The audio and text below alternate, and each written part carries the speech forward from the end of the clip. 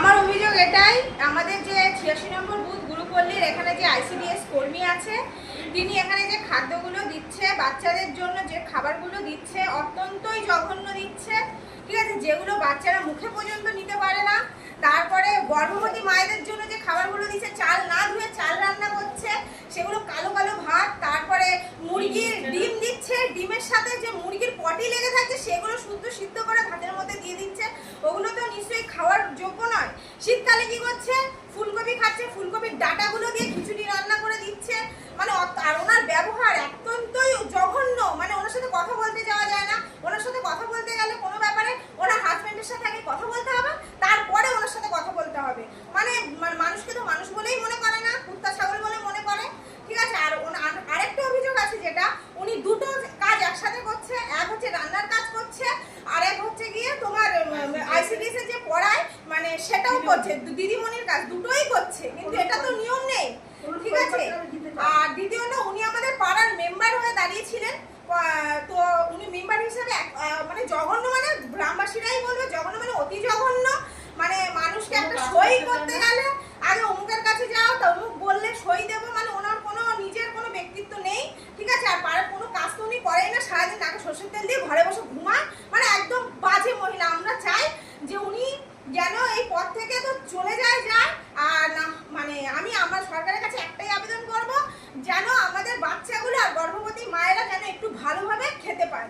তাই এটাই আমার বক্তব্য, আমার আর কোনো কথা নেই। কি নাম আপনার? আমার নাম শম্পা রায় দাস। উনি কোন দলের মেম্বার? কোন দলের মেম্বার? উনি টিএমসির মেম্বার, টিএমসি করতেন। আর টিএমসির আমাদের এখানে যে আছে সুমিত বসু, ওনার কথা নেই, ওনার সব নাচানাচি। ওনার কাছে সই আনতে গেলে সুমিত বসুর কাছে যাও, উনি যদি ফোনে বলে যে হ্যাঁ ওনাকে সই দাও, তাহলেই উনি সই দেবে। উনি এছাড়া আর কিছুই করতে পারবে না। কোন গ্রাম পঞ্চায়েত? কোন গ্রাম পঞ্চায়েত?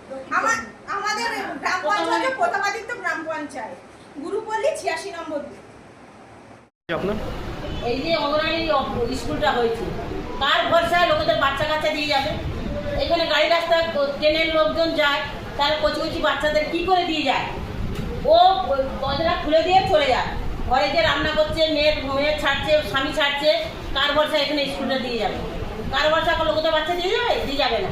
ও দুজন কর্মী ছিল, একজন তার চাকরিতে চলে গেছে, ও দুজনের রান্না ও একলাই, দুজনের পেমেন্ট ও একলাই দেয়। ও যা খুশি মনে করে এমন খিচুড়ি দেয়, আদৌ বাচ্চা খাবে কি? বাচ্চার গার্জেনরাই খেতে পারে। এইটা কি ঠিক? ও আমাকে কি করে বললো? ওকে মেম্বার সারিয়ে ও কি করে বললো? বলে সমিতিটা আসুক, মাঠে গেছে, আমি বলছি আমি না, তুই ইয়ে বল আমাকে, ঘরে যাকে বল, ঘরে যা আমাকে পাঠিয়ে দিল, ঘরে যাকে বলে না তুমি যাও, আমি বাড়িতে যাচ্ছি বলে চিকন করে আমার কাছে এসে বলছে কি সমিতা বলেছে ঘর ভেঙে পড়ে গেলে তবে কিনতে। আমি তো ওরকম ত্রিপল আমার দরকার নেই, ওই সমিতাকে চাপাতে মেরে দিই, আর নাহলে আমার কাছে আসতে বলে। হ্যাঁ, আবার এই বাড়ি ফেলা দিয়ে ওই রকম আমাকে আমার সঙ্গে অশান্তি করি। হ্যাঁ হ্যাঁ, ডিম তো 8 ঘন্টা করে দেয়। ডিম তো এত না, খিচুড়ি তো ডাল নেই, ও তো পাচার করে বিক্রি করে। ওকে খিচুড়ি দেয়, কোটা খেলে স্কুলে আছে, কাদের বাচ্চা দিয়ে যাবে? কোন সাহসে দিয়ে যাবে এই বাচ্চাটাকে? কি করেছে সরকার দেয় ওইসব মানুষকে অনেক চাকরি কিছু জানি না। যিনি আইসিডিএস কর্মী ছিলেন উনি কোন দলে ছিলেন? উনি ওই যে তৃণমূলের। কোন বুথ আপনার? ওই যে কৃষি আছে না, কোন অঞ্চল? বলাবাজার অঞ্চল। গ্রামের নাম?